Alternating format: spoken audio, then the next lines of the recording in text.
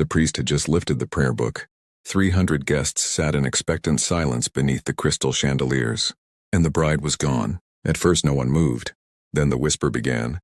Soft, incredulous, spreading across the gilded ballroom like smoke through velvet curtains. The bride! Where is Miss Colborne? The Duke is waiting. At the altar stood Dominic Harcourt, Duke of Strathmere, tall and immovable in his dark ceremonial coat. One gloved hand rested lightly on the head of his cane. His expression did not change, but the room felt colder, because men like the Duke of Strathmere did not get abandoned. Not publicly, not 5 minutes before the ceremony, not by a young woman who had spent the entire season being paraded as his future duchess. The priest cleared his throat nervously. My lord, shall we? The Duke raised a hand. Silence fell again. Find the bride, Dominic said calmly. But the quiet authority in his voice carried something far more dangerous than anger. It carried certainty. 5 minutes earlier, Vivian Colborne had been standing before the mirror in the bridal chamber upstairs. The pearls around her neck had belonged to Lord Hartwell's late wife. The lace on her gown had arrived from Paris. The satin shoes waiting by the chair had never touched the ground. Every detail of the day had been chosen, just not by her. From the window came the distant murmur of the assembled guests. Carriages arriving, servants hurrying, laughter drifting up from the gardens where Vienna's finest society had gathered to witness the marriage. A perfect union, a convenient one. Lord Hartwell's debts erased, the Duke of Strathmere gaining a respectable bride, and Vivian gaining nothing at all. She looked at her reflection. A pale young woman stared back from beneath layers of ivory lace. Beautiful, composed, completely unfamiliar. Vivian lifted her hands slowly and unclasped the pearl necklace. One by one the pearls slipped through her fingers. They fell onto the Persian rug with soft, muffled sounds, like tiny confessions. For years she had obeyed Lord Hartwell after her parents died, obeyed tutors, expectations, social obligations, obeyed every smiling instruction that had slowly turned her life into a polite prison. And now she was expected to obey one final time, marry a man she barely knew. Dominic Harcourt. She had met him 3 times, 3 dinners, 3 conversations that had never lasted longer than polite courtesies. He had studied his wineglass more often than her face. He was known across Europe for his discipline, his cold mind, his flawless reputation. A perfect husband for someone else. Vivian walked toward the window. The morning air drifted in through the half-open frame, cool and bright. Below, the garden stretched wide and green beneath the pale Viennese sky. Beyond the iron gates lay the city, alive, unpredictable, free. Her heart pounded. Once she stepped through that window, there would be no return. She would disgrace Lord Hartwell, humiliate one of England's most powerful dukes, destroy her own reputation forever. A proper woman would rather die. Vivian lifted her skirts. I would rather live, she whispered. And she jumped. The ground struck harder than she expected. Grass damp with morning dew soaked through the hem of her gown. For a moment she lay there stunned, staring up at the bright sky above the Hartwell estate. Then the shouts began. A maid had discovered the empty room. Vivian scrambled to her feet. Barefoot she ran, through the rose garden first. Thorns tore at satin. Branches snagged her veil and ripped it loose. White fabric fluttered down behind her like the ghost of the bride she had refused to become. Miss Colborne! Servants' voices echoed from the house. Vivian didn't stop. She slipped through the small gardener's gate at the far wall, the one always left unlatched, and burst into a narrow cobblestone street beyond. Vienna was just waking. Vendors were setting out baskets. Carriages rattled over wet stone.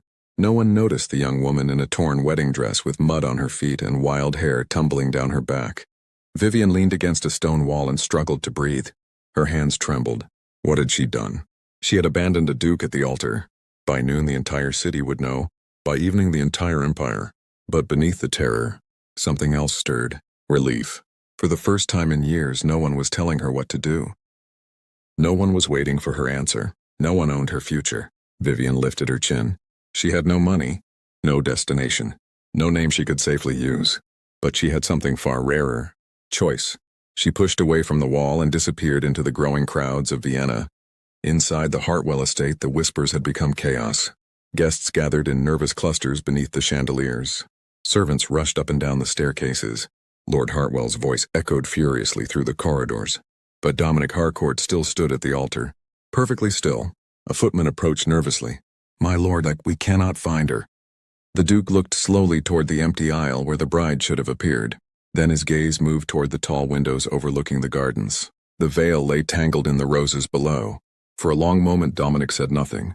Then he smiled, not warmly, not kindly, but with the calm curiosity of a man who had just been presented with a very interesting problem. "Cancel the ceremony," he said quietly. Gasps rippled through the room. He adjusted his gloves with careful precision. "Miss Vivian Colborne has made a decision." His voice dropped lower, "and I intend to understand why." Outside, the bells of Vienna began to ring for noon, and somewhere in that enormous city, a runaway bride was already trying to become someone else. Dominic Harcourt watched the garden gate swinging gently in the wind. Then he murmured softly to himself, "Run if you wish, Miss Colborne. But I will find you." 5 days after the wedding that never happened, Vienna had turned the scandal into entertainment. In every drawing room, between sips of chocolate and polite laughter, the same question circulated with delicious cruelty. "How does a duke lose his bride?" The answer, whispered with delighted disbelief, was simple. She ran. Some claimed she had fled in tears. Others insisted she had been secretly in love with another man. A few, the cruelest voices, suggested the Duke himself had frightened her. But the one person who did not indulge the gossip was Dominic Harcourt, Duke of Strathmere. He simply ignored it. Control had been his first lesson in life. At 10, when his mother died and the house fell silent around him. At 16, when his father followed her and left a title far too large for a boy. At 20, when creditors circled the Strathmere estates like vultures and he rebuilt everything through sheer discipline. Dominic had learned early that emotion solved nothing. Only control did. And so he did not rage. He did not throw glasses or curse the servants. He merely dismissed the wedding guests with immaculate politeness. He thanked the priest. He apologized to the orchestra. Then he climbed the staircase alone. Because humiliation, he knew, became permanent when witnessed. The bridal chamber still smelled faintly of roses. The veil lay abandoned on a chair. White gloves rested on the vanity, and on the dressing table was a single folded note. Dominic picked it up. The handwriting was delicate, hasty. "Forgive me, I cannot do this." No explanation, no apology beyond the smallest one, just a quiet refusal. Dominic studied the words for a long moment before folding the paper again. Vivian Colborne had publicly rejected him. A duke, before 300 witnesses. He should have felt anger. Instead, he felt something far more unsettling. Curiosity. 5 days later, he sat in his study overlooking the rain-darkened streets of Vienna. The room had once belonged to his mother, an Austrian countess whose estates Dominic now managed alongside his English titles. The city beyond the windows shimmered beneath a curtain of gray rain. On the mahogany desk before him lay a thin investigator's report. Discreet, efficient, expensive. Dominic tapped one finger slowly against the leather folder. The sensible course would be simple. End the engagement. Allow the scandal to fade. Find another bride. There were dozens of suitable young women who would gladly accept the position. But something in him resisted the simplicity of that solution. Vivian Colborne had not fled in hysteria. She had planned it. She had removed her jewels, climbed from the window, escaped through the garden. That required nerve. The sort rarely seen in polite society. Dominic opened the report. A witness had seen a woman in a torn wedding dress near the Ringstrasse shortly after the ceremony. Another claimed she entered a modest boarding house called Pension Adler. The investigator believed she remained somewhere in the city, alive. Hiding. Dominic read the last line twice. Then he closed the folder slowly. So she had not run to another lover. She had run from the life waiting for her. That realization stirred something unexpected inside him. Not insult, not wounded pride. Something almost like admiration. A knock interrupted his thoughts. The door burst open before he could answer. Lord Reginald Hartwell stormed into the study like a thundercloud. His face was flushed with fury. 5 days, Strathmere? He barked, throwing his hat onto a chair. 5 days and still no sign of that ungrateful girl. Dominic leaned back in his chair. Sit down, Hartwell. I did not come here to sit. The Duke looked up. The room fell instantly quiet. Hartwell lowered himself into the chair with visible irritation. Dominic poured 2 glasses of brandy but did not drink his. Your ward humiliated me before half of Vienna, Dominic said calmly. Hartwell scoffed. She humiliated both of us. Did she? Dominic's voice remained mild. How many times did you ask her if she wished to marry me? Hartwell blinked. She had no choice, my debts, her future. So you forced her. The words landed softly. But Hartwell flushed deeper. I provided for her, he snapped. Without me, she would have nothing. Dominic studied the man across from him. Lord Hartwell was not a villain. Merely small in courage, small in imagination. A man who had mistaken authority for care, and suddenly Dominic understood something that had not occurred to him before. Vivian had not run from him. She had run from Hartwell's arrangements. From a life negotiated like a contract, Dominic rose and walked slowly to the tall windows. The rain had begun to ease. Vienna glittered beneath pale afternoon light. Somewhere within that enormous city she was hiding, alone, without money, without allies, and yet she had still chosen escape. That took courage. Behind him, Hartwell muttered bitterly, "When I find her, I'll lock her in a convent until she learns obedience." Dominic turned slowly. "No." Hartwell frowned. "What do you mean, no?" Dominic's expression was unreadable. "You will leave Vienna for the time being." Hartwell stared. "You cannot command me." Dominic held his gaze. "I just did." For a long moment, Hartwell seemed ready to argue. Then something in the Duke's expression convinced him otherwise. Grumbling, he snatched up his hat and stormed out. The door closed. Silence returned to the study. Dominic picked up the investigator's report again. Pension Adler, 3rd floor, window facing the alley. He memorized the address. Then he tossed the document into the fireplace. The paper curled in the flames. Because when he found her, and he did not want intermediaries. He wanted answers, and only one person in Vienna could give them. Vivian Colborn, the bride who had dared to run. 3 nights passed too quickly. In the small attic room of Vicomte Pension Adler, Vivian Colborn counted each one with growing unease. Freedom, she discovered, was far less romantic when measured against an empty purse. The narrow bed creaked beneath her as she sat beside the tiny window overlooking a damp alleyway. Rain had washed the streets during the night, leaving the cobblestones shining beneath pale morning light. Vienna moved below her as if nothing had happened. Carriages rattled past. Vendors shouted about fresh bread. Elegant ladies passed beneath umbrellas, their silk gowns gliding over puddles. The world had not ended simply because she had fled a duke, but her options had begun to vanish. Mrs. Adler had accepted the pearl bracelet Vivian had offered as payment. It had bought her 3 nights and nothing more. Today the 3rd ended. Without money there would be no 4th. Vivian folded her hands tightly in her lap. She could write to distant relatives in Salzburg, but letters left trails. Lord Hartwell knew every acquaintance she possessed.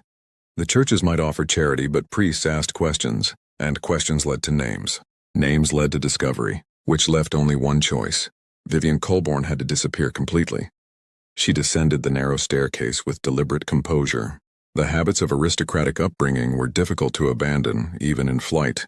Back straight, chin lifted, hands folded neatly. Mrs. Adler stood behind the counter, bent over a worn ledger. The innkeeper glanced up as Vivian approached. "You have decided something," the woman observed quietly. Vivian managed a small smile. "I need work." Mrs. Adler raised an eyebrow. "Work?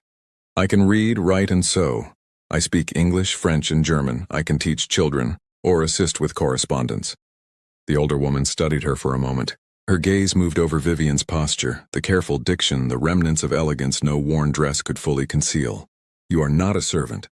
"No," Vivian admitted softly, "but I must become one." Silence lingered.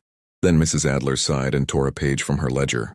"There is a family recently arrived in Vienna, Baron von Kessler. They require a governess for their children." She slid the paper across the counter. "But they will ask questions." Vivian didn't hesitate. "My name is Margot Blanc." The lie emerged with surprising ease. "I am French. I arrived in Vienna 2 years ago with an English family who have since returned home." Mrs. Adler watched her carefully. "Margot Blanc," she repeated.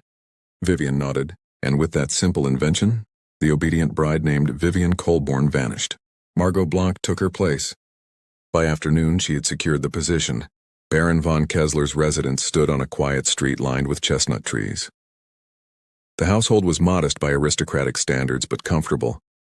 The Baroness had seemed relieved simply to find a governess willing to begin immediately. "You speak beautifully," the woman had exclaimed nervously. "And the children adore stories." Vivian, Margot now, had bowed politely. "Then we shall get along very well." For the first time since fleeing the wedding, she felt something resembling hope, until evening arrived. She returned to Pension Adler to gather her few belongings. As she stepped into her small room, the sound of carriage wheels stopped her cold. Vivian crossed slowly to the window. A black carriage had halted outside the inn. Its lacquered door bore a crest. Golden, aristocratic, Her stomach tightened. The carriage door opened. A tall man stepped onto the street. Broad shoulders, dark coat. The effortless authority of someone accustomed to obedience. Even at a distance, she recognized that posture. Her pulse thundered. Dominic. The Duke entered the boarding house. Vivian stepped back from the window as if burned. No. It was impossible. He could not have found her so quickly. Voices drifted faintly upward from below. A man speaking. Mrs. Adler answering cautiously. Vivian pressed her ear to the door. I'm searching for a young lady, the man said. Dark hair, wearing a wedding gown. Her breath caught. But the voice was wrong. Not Dominic. Another man continued. Lord Hartwell offers 500 florins for information. Vivian's hands trembled. 500, enough to make half the city betray her. Footsteps creaked on the staircase. Vivian's mind raced. There was no back exit, no second staircase, only the corridor. She wrapped a shawl around her head, hiding her hair. Then she opened the door quietly. A man stood halfway up the stairs. Tall, sharp-eyed, searching. Vivian lowered her gaze like a servant girl and stepped into the corridor. Entschuldigen Sie, she murmured softly, her German thickened with a foreign accent. The man barely glanced at her. Just another maid. Just another invisible woman. Vivian walked calmly past him, down the stairs, through the front door. Only when her feet touched the street did she begin to breathe again.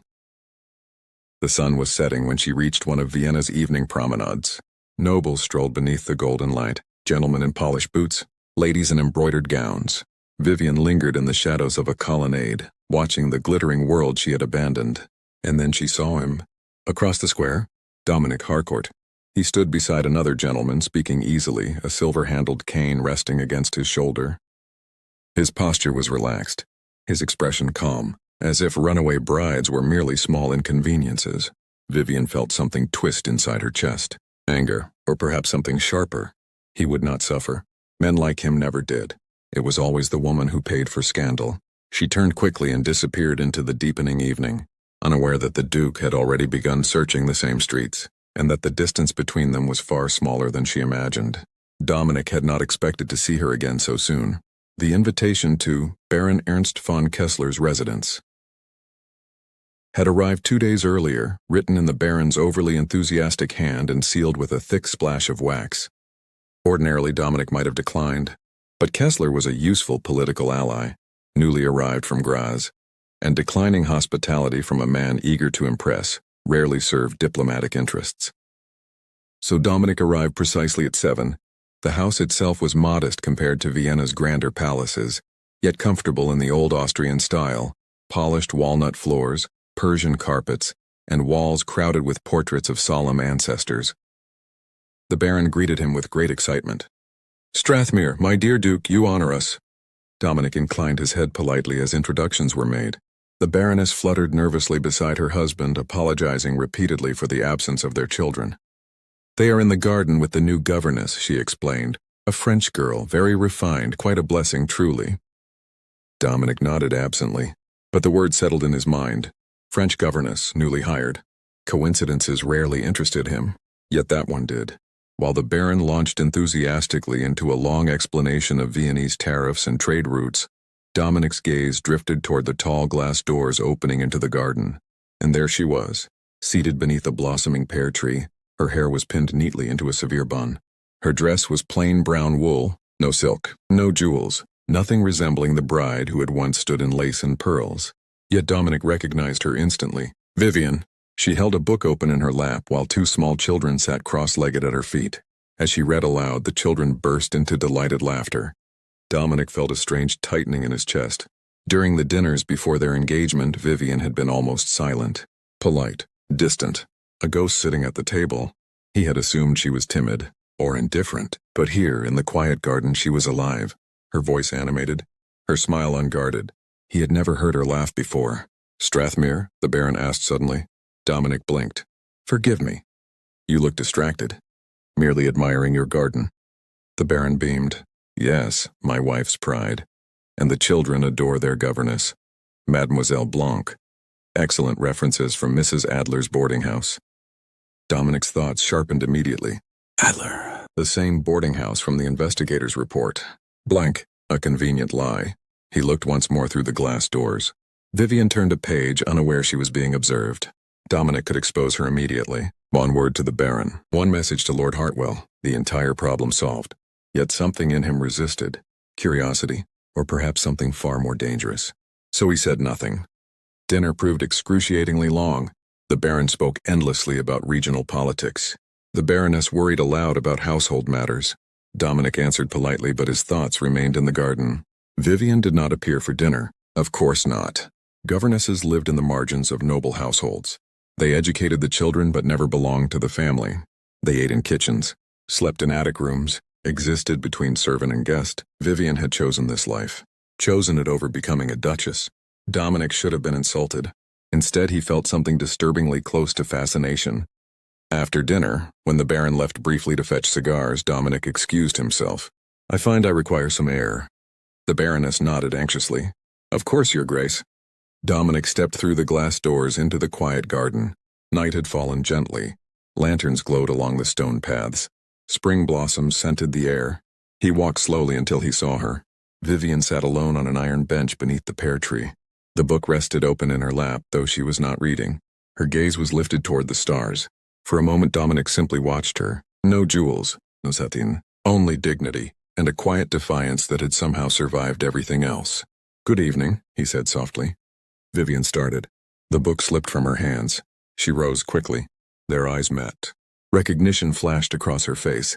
First shock, then fear, and beneath both, defiance. For a long moment, neither spoke. Then Vivian inclined her head in a small, perfectly polite bow. "Good evening, Your Grace."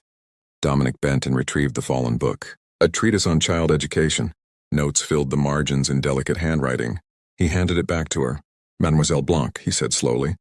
"That is what you call yourself now?" "It is the name I was given at birth." The lie was delivered flawlessly. Dominic allowed the faintest smile. "Remarkable," he murmured. "Because I was certain your name was Vivian Colborne." Her fingers tightened slightly on the book. "You are mistaken." "And I," Dominic replied mildly, "am the King of Prussia." For a fleeting second, something like amusement flickered in her eyes. But it vanished quickly.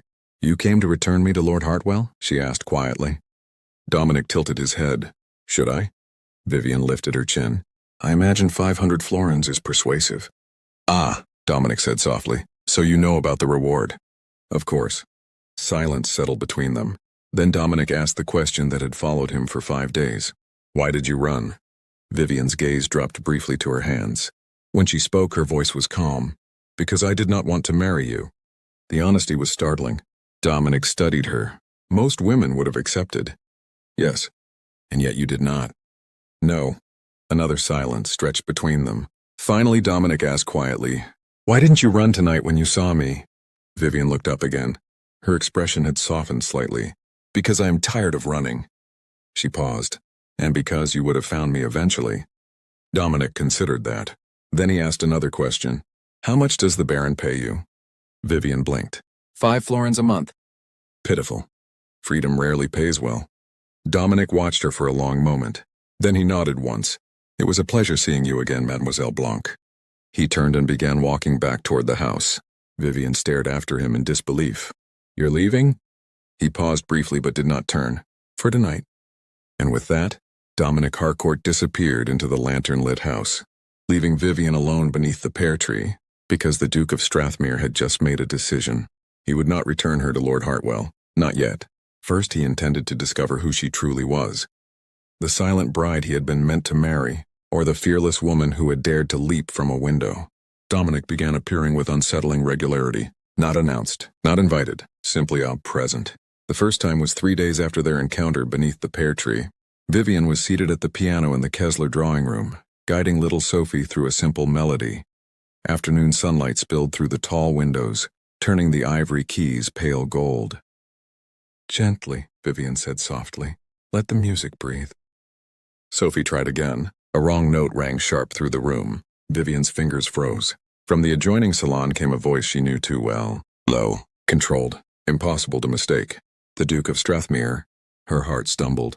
"Mademoiselle Blanc?" Sophie asked. "Was that wrong?" Vivian forced herself to smile. "Not at all. Try once more." But her hands trembled slightly as she turned the page of music. Dominic did not enter the drawing room.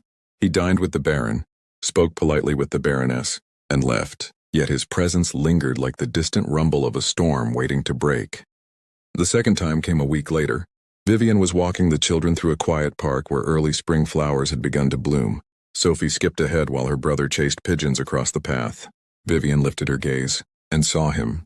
Dominic sat alone on a wooden bench beneath a chestnut tree. A newspaper rested in his gloved hands, but he was not reading. He looked up as she passed. Their eyes met. He tipped the brim of his hat in silent greeting, then returned his gaze to the paper. Nothing more. No words. No confrontation. Yet Vivian could feel his eyes following her until she turned the corner of the path. By the third appearance, she stopped pretending surprise. The children had gone to bed. The house had grown quiet. Vivian stepped into the garden where moonlight filtered through the branches of the pear tree. And there he was, waiting, hands tucked casually in the pockets of his coat. His gaze lifted as she approached. "You're following me," Vivian said without preamble. Dominic tilted his head slightly. "I am visiting a political ally. 5 times in 2 weeks. Vienna has proven remarkably interesting." Vivian folded her arms. "You could simply admit curiosity." Dominic's mouth curved faintly. "Very well, I am curious." "About what?"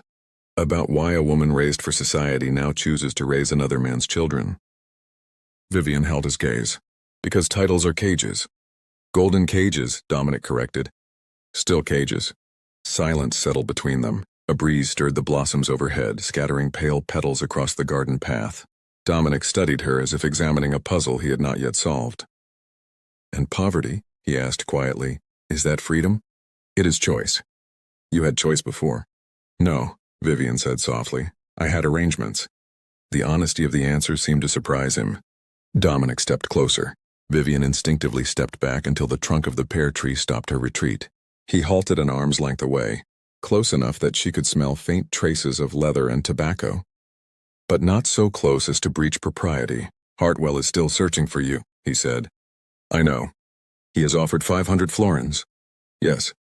Vienna is not a city where secrets survive long." Vivian lifted her chin. "Then why have you not claimed the reward?" Dominic hesitated. When he spoke again, his voice was quieter. "Because I have discovered something unpleasant about myself." "What is that?" "I no longer respect men who sell women like property." Vivian blinked. "You agreed to marry me." "I did." "You negotiated my future with Lord Hartwell." "Yes." Dominic exhaled slowly. "And that," he admitted, "was my greatest mistake." The confession hung between them. Vivian had expected arrogance, perhaps even anger, not regret. Dominic continued thoughtfully. "I believe the arrangement practical, sensible, beneficial for all involved. And now? Now I realize I never asked the only person whose answer mattered." Vivian's chest tightened. The wall she had built against him shifted slightly. Not broken, but cracked. "Why tell me this?" she asked quietly. Dominic did not answer immediately. Instead, he lifted one hand slowly, giving her every opportunity to move away. She didn't. His fingers brushed lightly against the frayed cuff of her sleeve.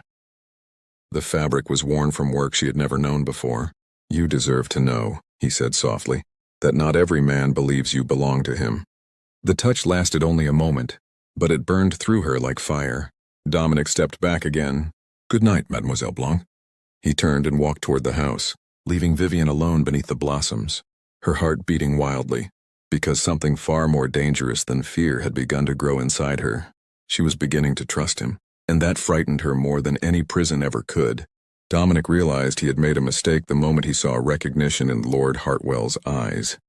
Rain had begun falling over Vienna again, thin and steady, whispering against the cobblestones. Dominic had just stepped out of Baron von Kessler's residence after another carefully justified visit when a familiar voice cut through the drizzle. "Strathmere." Dominic turned slowly.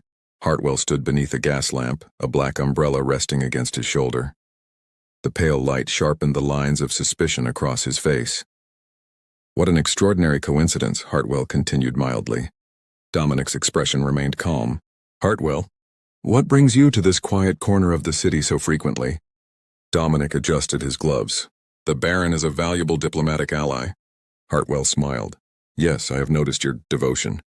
He stepped closer. 5 visits in 3 weeks, if my informants are correct." Dominic said nothing. The rain thickened around them. Hartwell's voice lowered. "You see, I have been conducting inquiries of my own." A pause.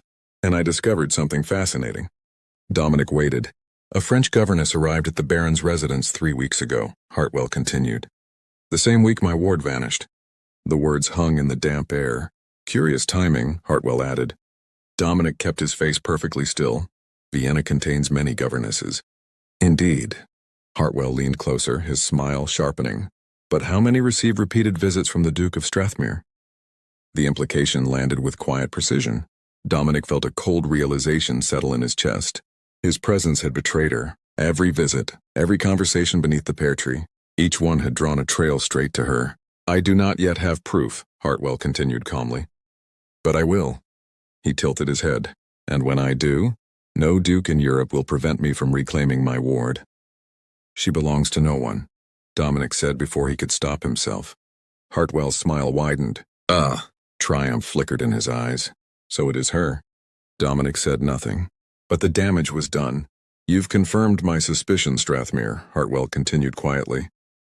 And now that I know you are involved, I will watch every move you make. His voice dropped lower. And the moment I confirm that the Baron's governess is Vivian Colborne, she will return with me. The threat was unmistakable.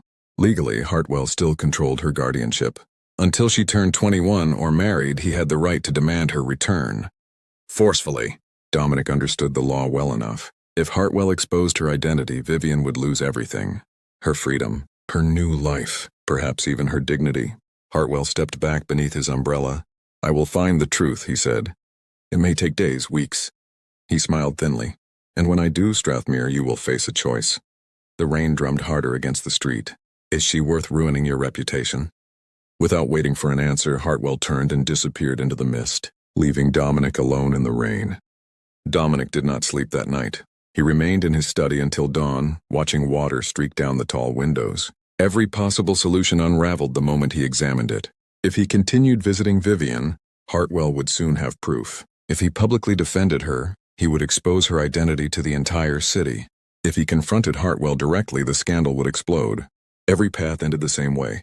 Vivian discovered, Vivian dragged back. Unless, Dominic closed his eyes. There was only one option left. He had to disappear. Completely. No more visits. No more contact.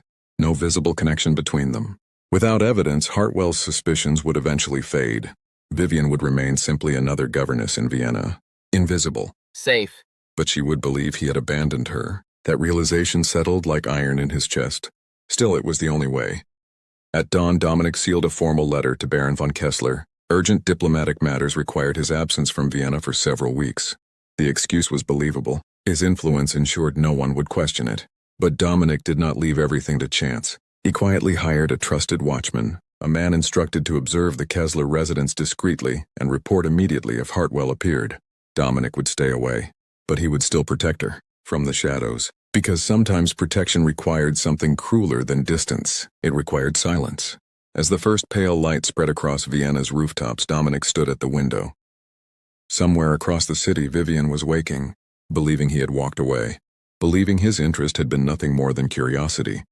He closed his eyes briefly. Forgive me, he murmured. Because the hardest choices were rarely the ones anyone ever understood. Dominic stopped coming. The first day, Vivian told herself he was busy. The second day, perhaps he had left Vienna. By the third, she understood. He had abandoned her. Just like that. No explanation. No farewell beneath the pear tree. No quiet conversations about freedom and choice. Nothing. She continued teaching the children. French lessons in the morning. Piano practice in the afternoon. Stories before dusk. She smiled when the Baroness praised her patience.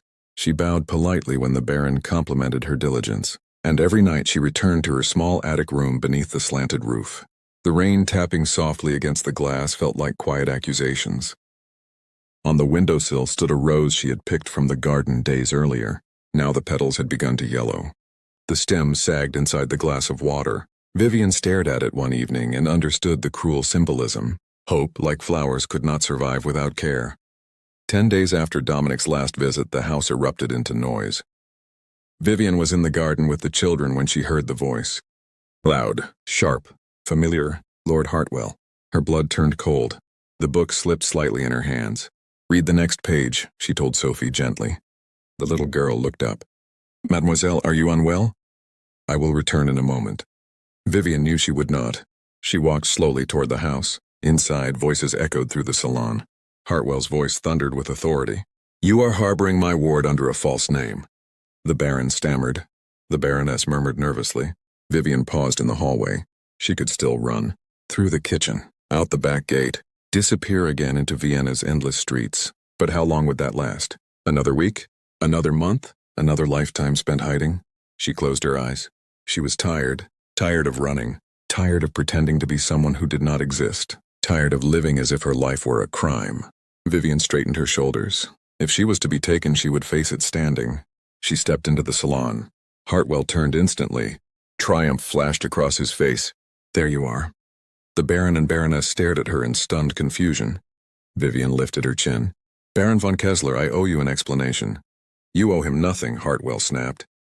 He stepped forward sharply. You owe me. Pack your things. We are leaving. No. The word surprised even her. Hartwell froze.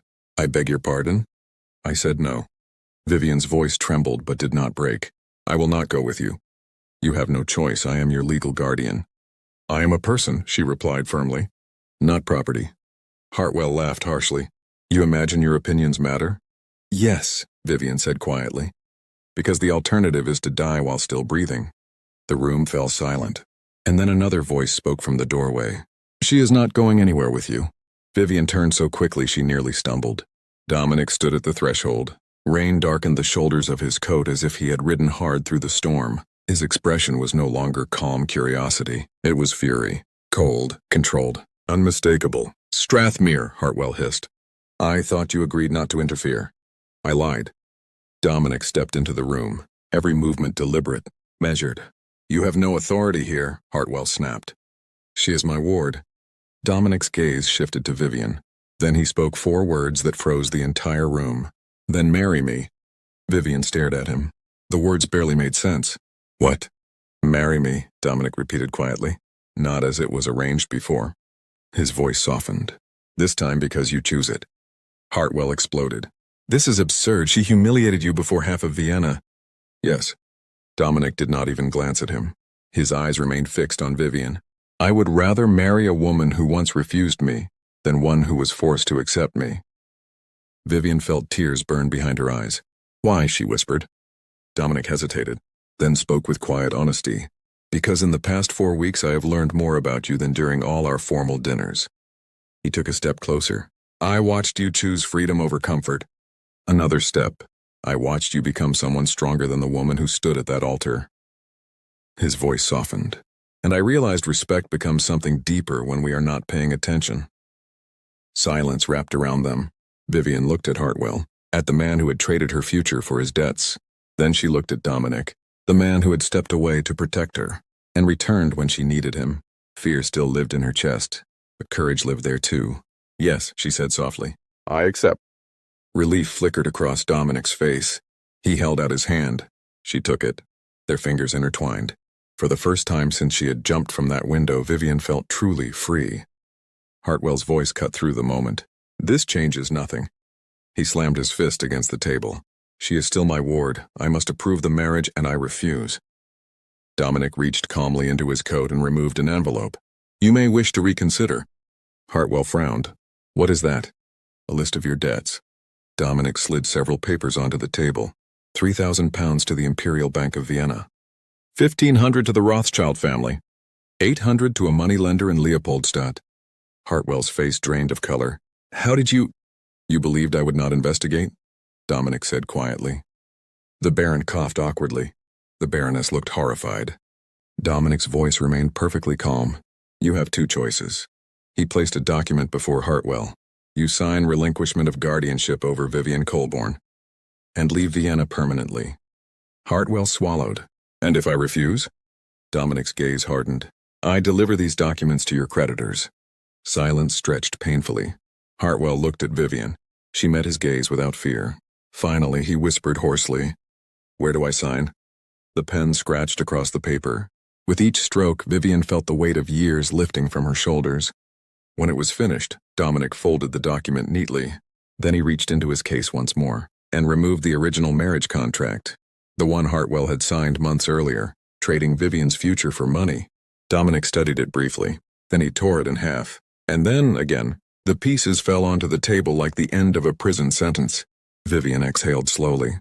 Her life had changed with a single leap from a window. But the true freedom came now, standing beside the man who had given her something no one else ever had. Choice. Outside, the bells of Vienna began to ring, and this time, Vivian Colborne did not run.